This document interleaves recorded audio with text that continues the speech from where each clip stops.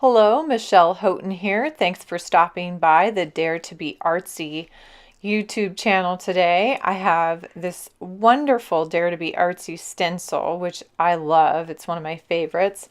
And I've done several techniques with it before, but today I am taking this fun silicone craft mat and I ran it through and I layered up. I've got the craft mat and my paper and my stencil, and then I run that through my Big Shot, just like you would with a die, but with that craft mat in there because it's kind of smushy.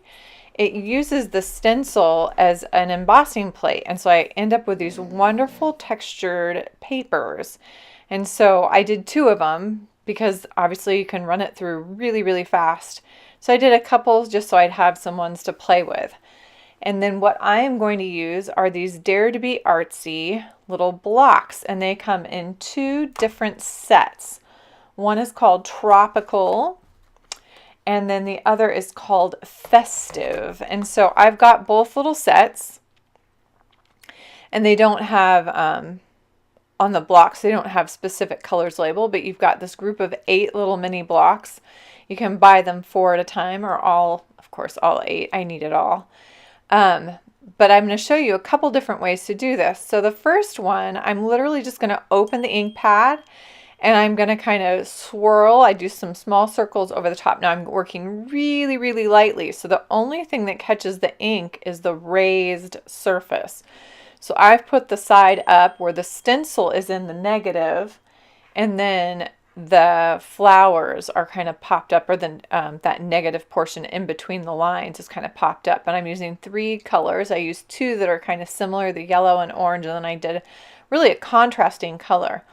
Now with the contrasting color, I'm being really careful not to overlap a whole lot, because I know as that orange and that turquoise kind of run into each other, they're actually going to make kind of a muddy color. So the yellow and orange I can kind of smear together, but the other I'm going to leave separate. Now I didn't know with these particular inks, could I rub them real hard and make them smear a little bit, or do they dry that fast?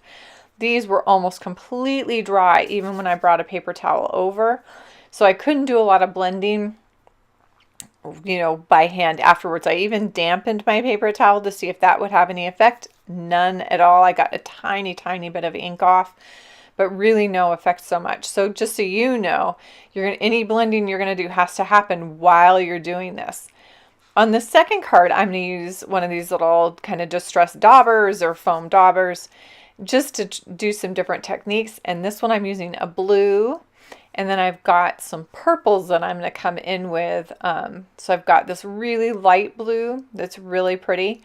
And then I'm going to work with some darker colors here too. I've got a darker blue and a dark purple. Again, I'm using a really soft kind of swirling or circular motion. It's really pretty simple, nothing real fancy. These I'm going to overlap even a little bit more because I know these colors will blend together pretty well.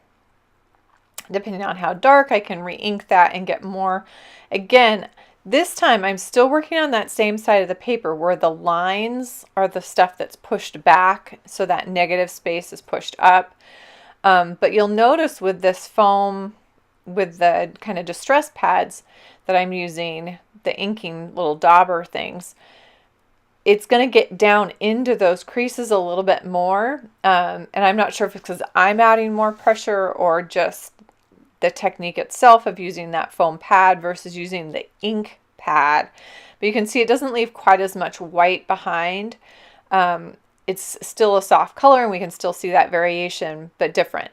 So I flip the card over and let's see what this looks like. So now the raised portion is the actual lines or outlines of the flowers. And so it's just the complete opposite effect. So I'm starting with that blue again, the darker blue. And then I'm going to switch over, and I end up with ink all over my hands. You could probably be much more cautious than I am, but I end up with ink everywhere. I just always have something on my hands and it just doesn't bother me. Then coming in with the purple. But I'm going to flip them back and forth here in a second, and you'll get a sense of the difference between the two sides.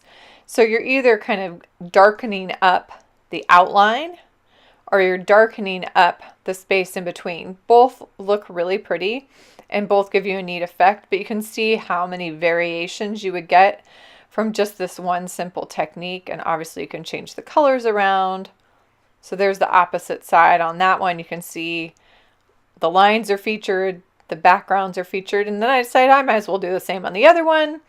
So I'm going to come back with some different colors. This time I've got this kind of real pretty yellow green, and then the yellow, or sorry, the turquoise.